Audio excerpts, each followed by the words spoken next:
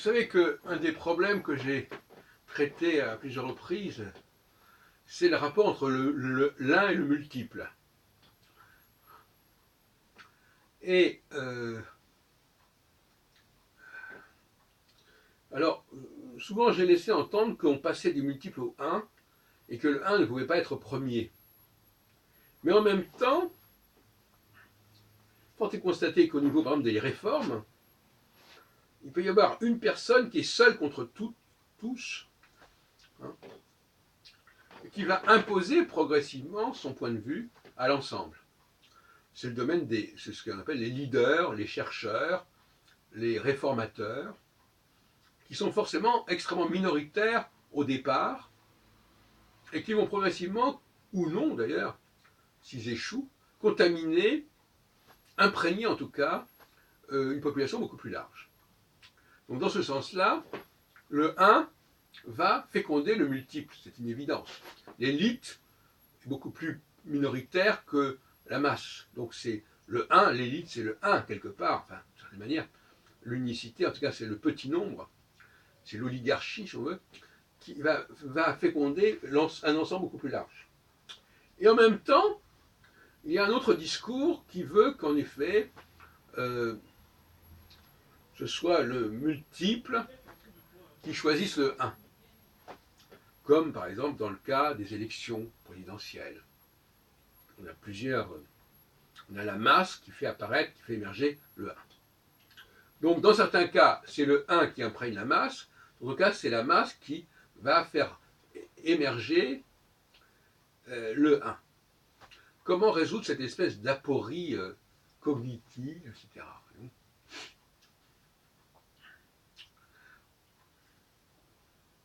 On peut dire que même dans le fait du choix, il y a déjà le rôle de l'élite. Le choix, c'est déjà un acte créatif. Donc on peut penser que, en réalité, toute forme d'unicité est le fait d'une élite. Tout choix, c'est l'élite qui va choisir aussi, quelque part. Elle est à la fois choisie, mais elle choisit. D'ailleurs, c'est le propre même de l'élection. On choisit des députés qui eux-mêmes vont choisir des lois, voire même, dans certaines constitutions, un Premier ministre, enfin, etc. Donc, ça se fait comme ça. Enfin, au fond, le multiple n'est jamais à l'origine des choses. Il y a toujours mais pas non plus. Alors c'est ça, ce n'est ni le. Au fond, je suis pour une certaine forme d'oligarchie. Oui. Même au niveau justement théologique. Je ne pense pas que les Hébreux aient un seul Dieu. Je pense qu'ils en ont plusieurs. Elohé Abraham, Elohé Yitzhak, Elohé Yaakov, ce sont les dieux de nos ancêtres.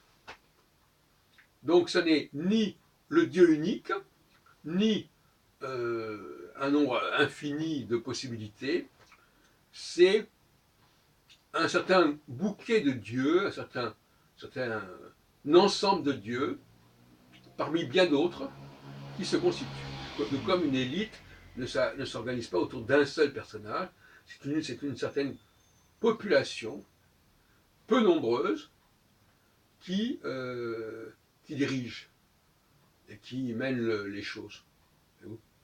Donc c'est important de sortir de cette problématique du 1 et de multiple pour aller vers quelque chose qui est le quelques-uns, l'élite. L'élite, c'est ce qui n'est ni le 1 ni le multiple.